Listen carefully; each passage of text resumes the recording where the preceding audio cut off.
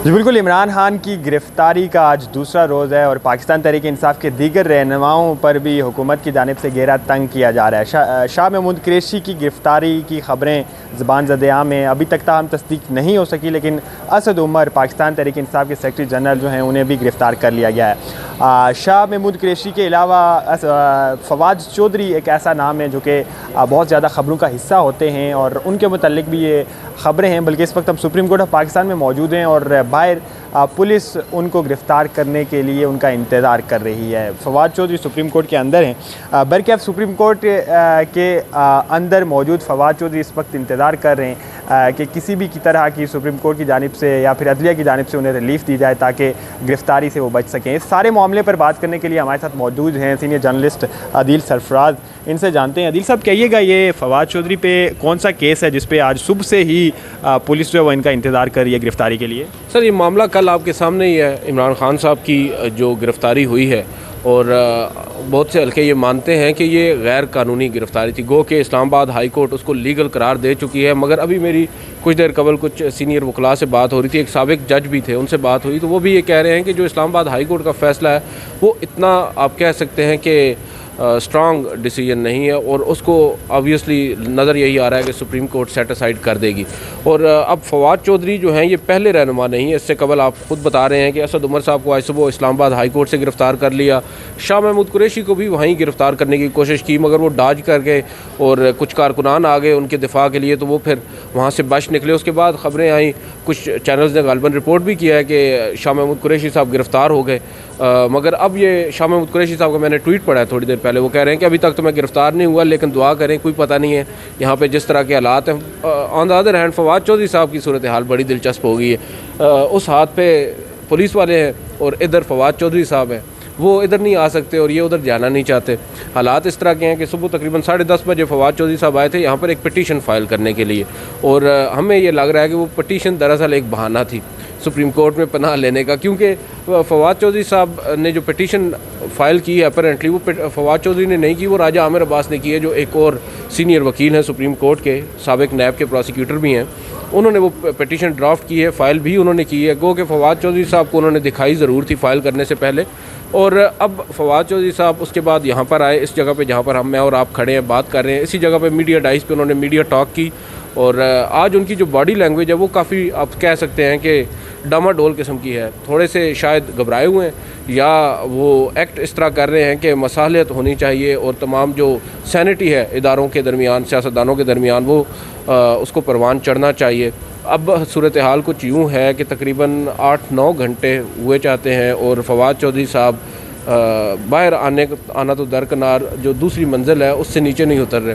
अच्छा अदील भाई, कहिएगा क्या फवाद चौधरी अंदर ही स्टे करने वाले हैं? चूँकि पुलिस भी हम देख रहे हैं सुबह से यहाँ पर खड़ी हुई उनका इंतज़ार कर रही है, चीफ साहब यहाँ से कूच कर चुके हैं, बाकी जितना भी सुप्रीम कोर्ट का अमला है वो भी जा चुका है और अब इवन सुप्रीम कोर्ट की लाइटें जो हैं वो भी बुझना शुरू हो गई हैं, तो क्या इस सूरत हाल में फवाद चौधरी अंदर रुक सकते हैं? ऐन मुमकिन है।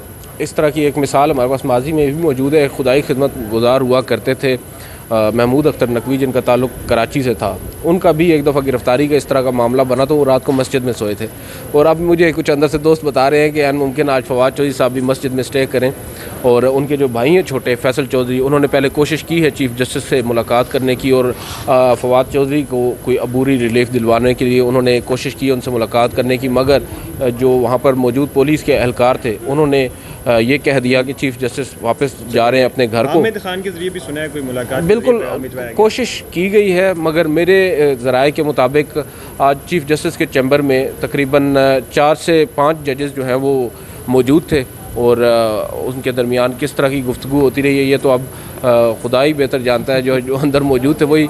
लेकिन 5 जजेस तो मुझे बताया गया है कि सुप्रीम कोर्ट के मौजूद थे और उनके दरमियान काफ़ी गुफ्तगू भी हुई है, काफ़ी देर वो बैठे रहे, और कुछ गालिबन हाई कोर्ट के भी जजेस जो हैं वहाँ पर आए थे उनसे मुलाकात करने के लिए। शायद एक फॉर्मर जज भी यहाँ पर आए थे मुलाकात करने के लिए चीफ़ जस्टिस से, और बज़ाहिर नज़र यही आ रहा है कि सुप्रीम कोर्ट आज तो कम से कम कुछ नहीं करने जा रही। अच्छा, इस मौके का फ़ायदा उठाते हुए आपका व्यू लेना चाहूँगा, चूँकि आपका एक लंबा चौड़ा एक्सपीरियंस है सुप्रीम कोर्ट की रिपोर्टिंग करते हुए, स्पेशली मौजूदा जो चीफ़ जस्टिस हैं उन पर यह बड़ा इल्ज़ाम लगाया जाता है हुकूमत की जानिब से कि ये पर्टिकुलरली पाकिस्तान तहरीक इंसाफ को रिलीफ फ्राहम करते रहे हैं। हम देख रहे हैं कल से इमरान खान गिरफ्तार हैं, आज उनकी गिरफ्तारी के हवाले से पटिशन भी यहाँ पे दायर की गई जिसका आपने हवाला भी दिया।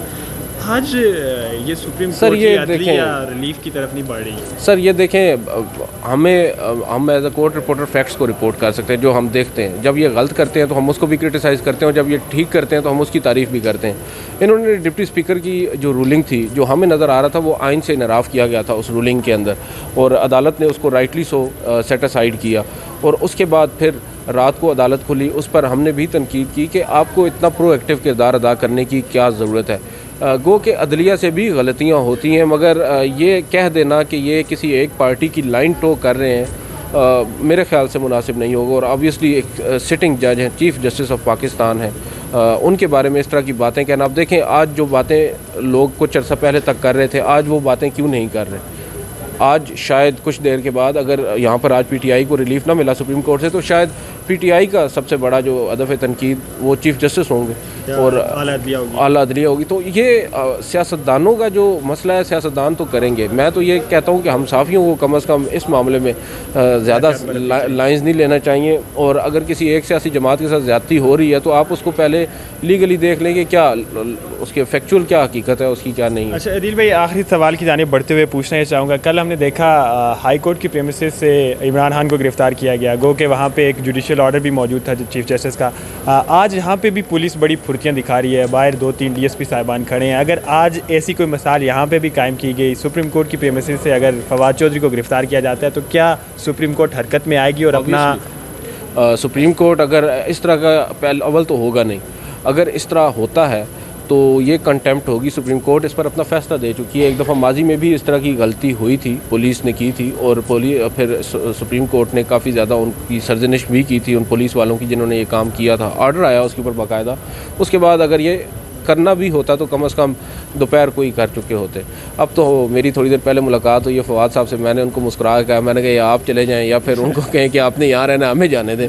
तो अब आपकी वजह से हम लोग यहाँ पर टंगे हुए हैं। खैर वो अभी एडमेंट है, वो कहते हैं कि बाहर नहीं जाना। और एक बात मुझे ये समझ आती है, उनके बाहर ना आने की वजह कुछ लोग उसको बुज़दिली से भी तशबीह दे रहे हैं, लेकिन एक वजह ये भी है कि अगर वो बाहर चले गए और गिरफ्तार हो गए तो फिर पार्टी का क्या बनेगा।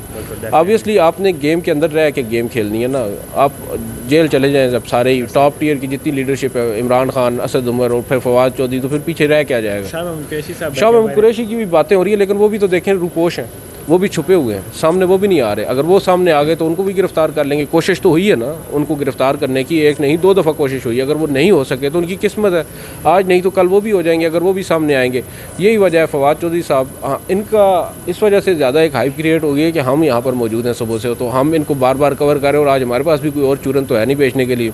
सुप्रीम कोर्ट में आज कोई केस नहीं है, आज सिर्फ फवाद चौधरी साहब देख रहे हैं, तो हम उनको ही रिपोर्ट कर रहे हैं, भरपूर तरीके से देख रहे हैं। अदील सरफराज हमारे साथ मौजूद थे। यहाँ सुप्रीम कोर्ट ऑफ पाकिस्तान की बत्तियाँ बुझ चुकी हैं और फवाद चौधरी अंदर मौजूद हैं, बाहर पुलिस खड़े उनका इंतज़ार कर रही है। अब देखना ये है कि ये मामला क्या रुख इख्तियार करेगा, क्या फवाद चौधरी आज गिरफ्तारी देंगे या फिर एक तारीख़ रकम करते हुए इस सुप्रीम कोर्ट ऑफ पाकिस्तान की अदालत बिल्डिंग के अंदर जो है वो आज की रात बिताएंगे।